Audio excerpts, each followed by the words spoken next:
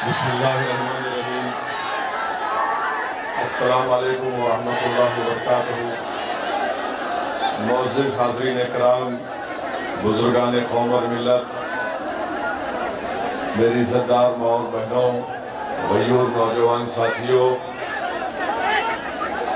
मंच पर तशरीफ फरमा मोहतरम अख्तर अली ईमान साहब, रुकन असम्बली व सदर बिहार मजलिस इत्तेहादुल मुस्लिमीन, मोहतरम जनाब गुलाम सरवर साहब, जनाब माजिद हुसैन साहब, रुकन असम्बली हैदराबाद, आदिल हसन साहब और शहनशीन और मंच पर बैठे हुए तमाम मौजूदीन, अजीज़ान मिल्लत, मैं आपका शुक्रगुजार हूँ कि आपने अपना कीमती वक्त निकाल कर आज की मजलिस इत्तेहादुल मुस्लिमीन के इस इंसाफ की रैली जो निकाली गई, न्याय यात्रा में एक नुक्कड़ सभा में आपने शिरकत की, मगर गुलाम सरवर साहब ने कितना बड़ा वसी इंतज़ाम करवा दिया और आपने, यहाँ की जनता ने, अवाम ने इस नुक्कड़ सभा को एक जन सैलाब में तब्दील कर दिया। मैं आपका शुक्रिया अदा करता हूँ, क्योंकि आज जुमा है और हम सबको जुमे की नमाज अदा करने के लिए जाना है इंशाअल्लाह ताला। तो मैं मुख्तसर से वक्त में अपनी बात को मुकम्मल करके अपनी जगह ले लूँगा। मेरे अजीज दोस्तों और बुजुर्गों, मैं बगैर ज़्यादा तफसील में गए आपको बताना ज़रूरी समझता हूँ कि मजलिस इत्तेहादुल मुस्लिमीन का मकसद एक ही है कि भारत में जमहूरियत मजबूत हो, भारत में संविधान मजबूत हो।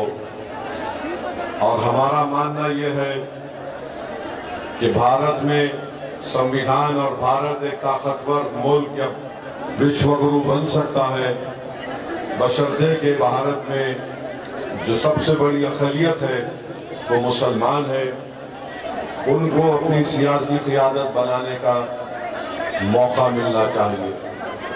जब तक सबसे बड़ी अक़लियत भारत की, जब से सबसे बड़ी अक़लियत बिहार में 19% मुसलमान है, हमको अपनी सियासी लीडरशिप को बनाना है, हमको अपना नेता बनाना है और ऐसा नेता जो आज़ाद हो, जिसकी ज़बान पर हक़ की आवाज़ बुलंद हो सके, जो बेबाक तरीके से गरीब और मजलूम की तकालीफ को बयान कर सके, जो जीत जाता है मगर अपनी पार्टी का नुमाइंदा बनता, वो गरीब मजलूम मुसलमानों का नुमाइंदा नहीं बन सकता।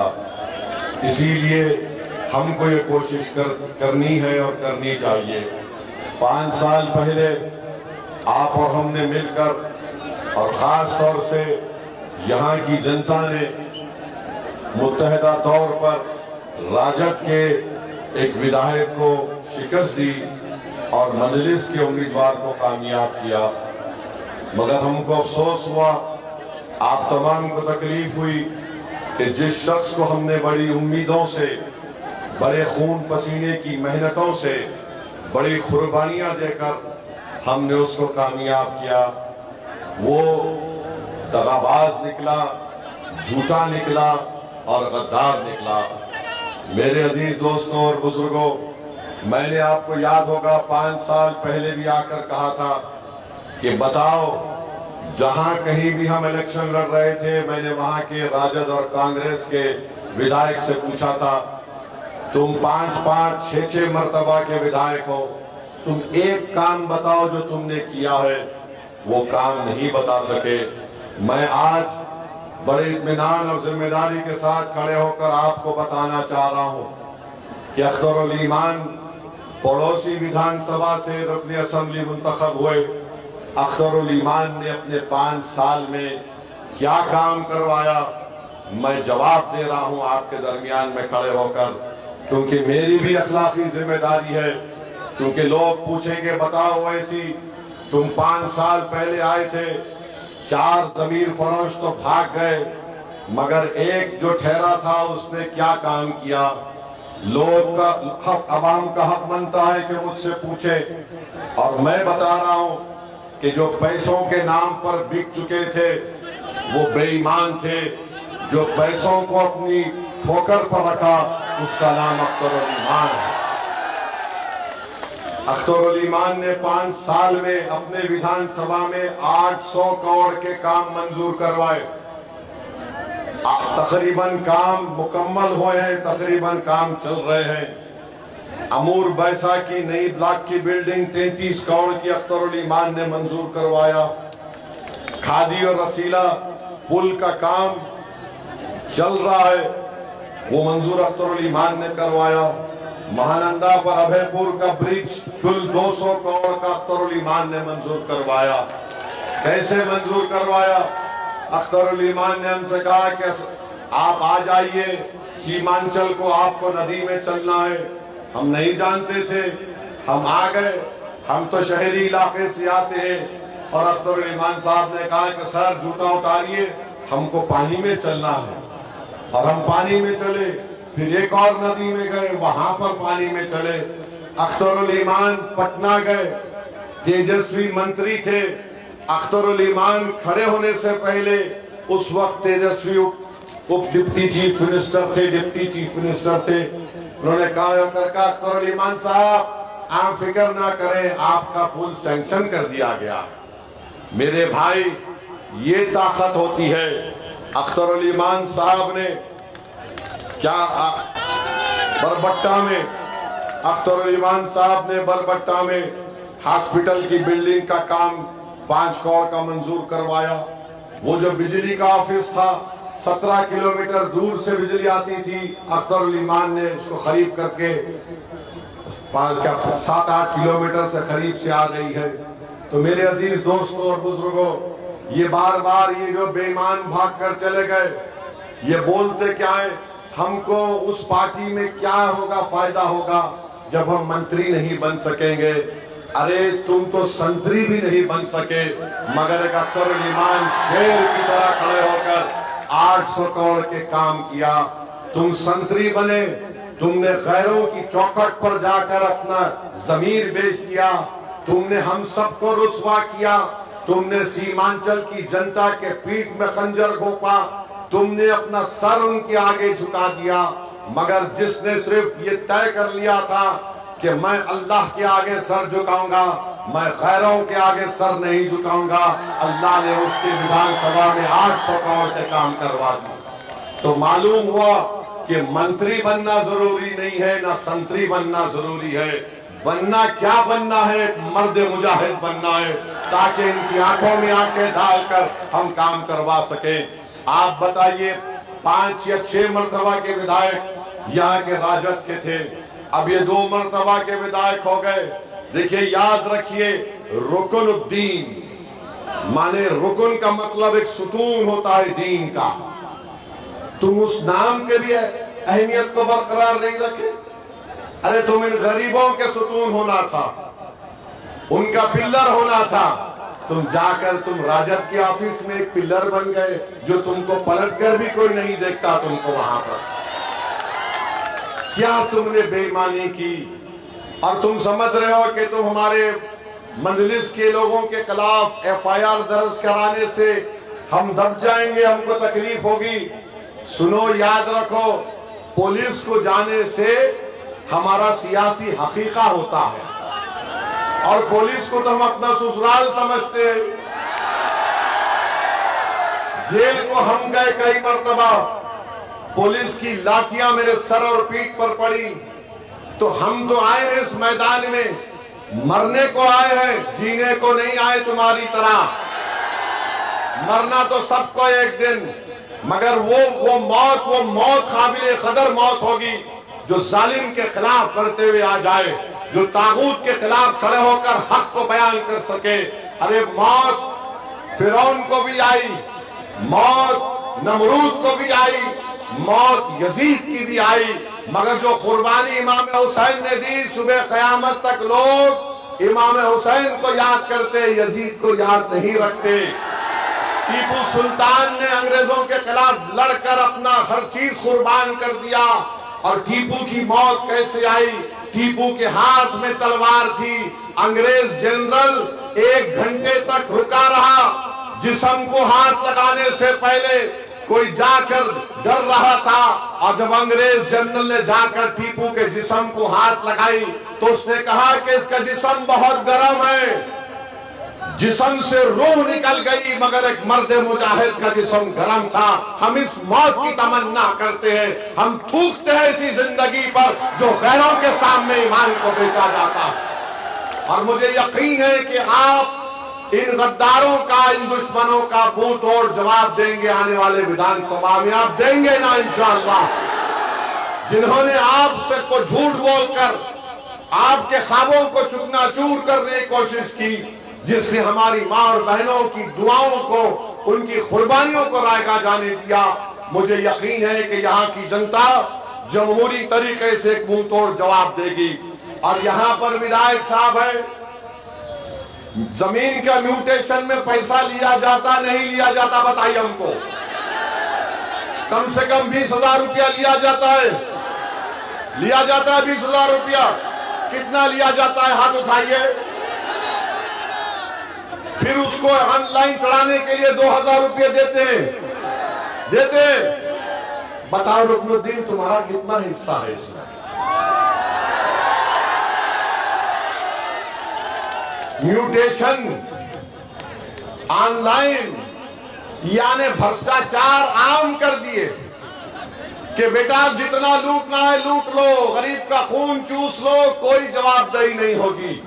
जवाबदेही होगी जिसका खून तुमने चूसा है।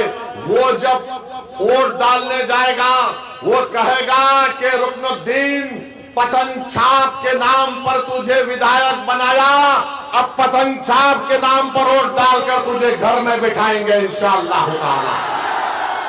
मेरे अजीज दोस्तों और बुजुर्गों, हम आपके सामने बता रहे हैं कि आवास योजना के लिए भी पैसे देना पड़ता गरीब को। बताइए नीतीश कुमार, मोदी की सरकार क्या कर रही है? मोदी दिल्ली में बैठ के बोलते मैं ना खाऊंगा ना खाने दूंगा, मगर बिहार में जो लूटना है लूट लो, मैं आंख बंद करके सिर्फ बोलूंगा सीमांचल में घुसपैठी आ गए। मोदी जी, सीमांचल में कोई बांग्लादेशी नहीं है। हाँ, एक बांग्लादेशी को आपने दिल्ली में अपनी मुंह बोली बहन बनाकर बिठा कर रखा है। उसको लाइए सीमांचल को, और हम रास्ता दिखाएंगे हैदराबाद से आकर बांग्लादेश कहां पर है वहां पर छोड़कर आएंगे। आपकी छतरो छाया में वो महिला बांग्लादेशी दिल्ली में बैठी है, और मोदी जी सीमांचल को आकर बोलते हैं यहाँ पर बहुत आबादी बढ़ रही है, यहाँ पर बहुत बढ़ गए, यहाँ पर मदरसे आ गए। अरे मदरसे खोलने से आपको तकलीफ क्यों है? जो जगह पर अल्लाह उसके रसूल का जिक्र होता है तो शैतानी नफरत करता है उससे। आप जो भी है अब आप फैसला कर लीजिए, हम कैसा बोलेंगे, वरना बोलेंगे हमको शैतान बोल दिए। वैसे जो भाग जाते हैं वो भी शैतान के एजेंट हैं, जो धोखा देकर भागते हैं। मेरे अजीज दोस्तों और बुजुर्गों, मोदी, नीतीश कुमार ने, चिराग पासवान ने, कुशवाहा साहब ने मिलकर एक ऐसा काला कानून बनाया है, वक्त तरमीमी कानून, जिसके जरिए वो हमारी मसाजिद को छीनना चाहते हैं, जिसके जरिए हमारे दरगाह और खानकाहों को छीनना चाहते हैं, ईदगाह की जमीन को छीनना चाहते हैं, कब्रिस्तान की जमीन को छीनना चाहते हैं। जहां पर वक्फ की जमीन होती है उसका मालिक अल्लाह होता है, और जो कब्जा करके बैठा उसको मालिक बनाना चाहते हैं। मेरे अजीज दोस्तों और बुजुर्गों, आपने देख लिया कि भारत की लोकसभा में अगर किसी ने खड़े होकर मोदी के इस काले कानून को, जो हमारी मसाजिद पर कब्जा करना चाहता था, हमने संविधान को सामने रखकर कानूनी दलाइल देकर मोदी को यह बता दिया कि तुम जो कानून ला रहे हो वो वक्फ को बचाने के लिए नहीं, वक्फ को बर्बाद करने के लिए ला रहे हो। तुमने देख लिया, दुनिया ने देख लिया, जो कहते थे एक अख्तर अली ईमान क्या करेगा, एक ओवैसी क्या करेगा। अरे भारत की इतनी बड़ी पंचायत में अगर किसी ने मोदी के और अमित शाह के सामने कहा ये कानून जो तुम ला रहे हो मेरी मस्जिद छीनने के लिए ला रहे हो, मैं इस कानून को फाड़ता हूं और फाड़ के सामने रख दिया लोकसभा में। अख्तर अली ईमान अकेले थे, आपकी आवाज अख्तर अली ईमान उठा रहे थे। मेरे भाई, सीमांचल में लोगों की मौत होती है, किसी नागवानी वजूहात के बिना पर नहीं होती मौत। इनकी मौत इसलिए होती है कि एम्बुलेंस नहीं है, इनकी मौत इसलिए होती है कि अस्पताल नहीं है, इनकी मौत इसलिए होती है कि रोड नहीं है, इनकी मौत इसलिए होती है ताकि बेजमीर लोग अपने आप को बेच देते हैं। तो मेरे भाई, इनकी जिंदगियों को बचाना भी हमारी जिम्मेदारी है, इनकी जिंदगी को बचाना भी हमारी जिम्मेदारी है। इसीलिए मजलिस सीमांचल की इंसाफ की लड़ाई से बिहार में अपने सियासी सफर का आगाज किया और हम मोदी से कहना चाह रहे हैं कि तुम जब यहाँ पर सीमांचल को आओगे, खबरदार हमको बदनाम नहीं करना, हम पर झूठा इल्जाम नहीं लगाना। ये सीमांचल गयूर अवाम की सरजमीन है, गरीब है तो गरीब की इज्जत नफ्स भी हो सकती है। आप यहाँ पर आकर हम पर झूठा इल्जाम नहीं लगा सकते।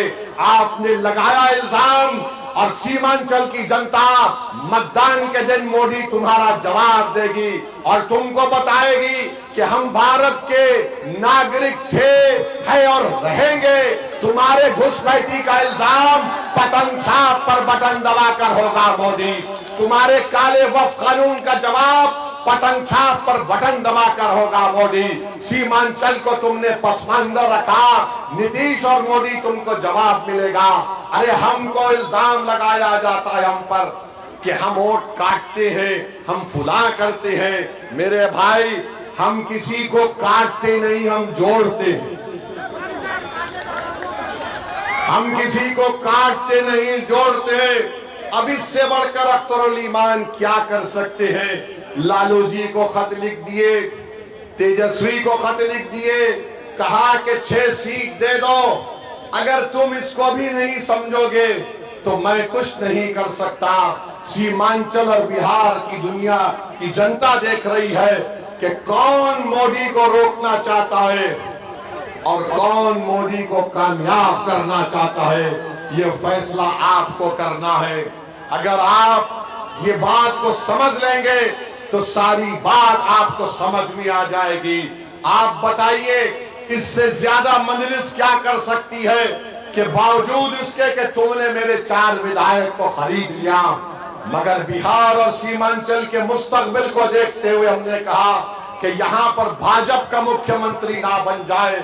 हमने कहा चलो हम हमारी बात को मान लो, हमने पेशकश की, मगर ये लोग समझ रहे कि मजलिस कमजोरी के मजाहरे कर रही है। नहीं मेरे भाई, कमजोरी के मजाहरे नहीं, अभी शेर बैठा है, शेर देख रहा है, और जब शेर हमला करेगा तो रोना नहीं, रोना नहीं कि मम्मी डैडी मेरा बैट और बॉल लेकर भाग गए अख्तर अली ईमान। हम चुनाव लड़ेंगे, पूरे बिहार में लड़ेंगे, ताकत से लड़ेंगे, जीतेंगे और इंशाअल्लाह ताला जहां पर नहीं जीत सके वहां पर अपनी ताकत को मनवा के रहेंगे इंशाअल्लाह ताला। याद रखिए सीमांचल की जनता, कल तक आपके पास कोई विकल्प नहीं था, कल तक आपके पास कोई विकल्प नहीं था। आप हालत मजबूरी में इनका साथ देते थे। आज एक ताकतवर विकल्प अख्तर अली ईमान और मजलिस इत्तेहादुल मुस्लिमीन के रूप में आपके दरमियान में है। आज इस विकल्प को दबाने के लिए, ताकि तुम्हारी आवाजों को दबा दिया जाए, ताकि तुम्हारे मसाजिद को छीन लिया जाए, ताकि सीमांचल को हमेशा के लिए पिछड़ा रख दिया जाए, ये हमको रोकना है। इन ताकतों को एक विकल्प के तौर पर मजलिस आपके दरमियान में आई है। हम किसी मजहब के खिलाफ नहीं है। सच्चा मुसलमान तो वो है जो किसी मजहब के खिलाफ नहीं होगा। हम किसी मजहब के खिलाफ नहीं है। हम यही कह रहे हैं कि इंसाफ करो, हमको इज्जत दो, और हम ये कह रहे हैं कि हमारे मुकद्दर के फैसले हम करेंगे। हम तुम्हारे गुलाम नहीं हैं। हम बराबरी चाहते हैं, हम हिस्सेदारी चाहते हैं। क्या आप बराबरी चाहते हैं? क्या आप हिस्सेदारी चाहते हैं? तो लगाइए मेरे साथ नारा, सीमांचल जिंदाबाद, सीमांचल जिंदाबाद, जिंदाबाद जिंदाबाद। सीमांचल जिंदाबाद। मेरे अजीज दोस्तों और बुजुर्गों, आइए और मजलिस के उम्मीदवार को कामयाब करिए। इंशाअल्लाह ताला हम अपने बुजुर्गों की कुर्बानी को रायगा नहीं जाने देंगे, हरगिज रायगा नहीं जाने देंगे। जब तक हम जिंदा हैं, हम आपकी नुमाइंदे हैं, आपके खादिम हैं। अल्लाह जब तक हमारे जिस्मों में जान और सेहत को रखेगा, हम हर गरीब और मजलूम के लिए लड़ते रहेंगे। आपका बहुत बहुत शुक्रिया, आप यहाँ पर आए। जुम्मे की नमाज के बाद जरूर दुआ करिए कि अल्लाह गाजा और फलस्तीन के लोगों की मदद फरमा दे। खूब दुआ करिए उनके लिए। मेरे भाई, 8 लाख 10 लाख से ज्यादा लोगों के घर टूट चुके हैं, 65,000 लोग मर चुके हैं, जिसमें 20,000 बच्चे हैं। और खूब दुआ करिए अल्लाह से कि या अल्लाह सीमांचल में मजलिस को उनके विधायक मुंतखब करवा दे। जुमे की नमाज के बाद मुबारक वक्त होता है। खूब दुआ करिए कि अल्लाह वफादारों को कामयाब कर दे। अल्लाह हमारी सियासी क़यादत को सीमांचल में कामयाब कर दे। अल्लाह हमारी दुआओं को कबूल करे। वाखिर दावाना अल्हम्दुलिल्लाहि रब्बिल आलमीन।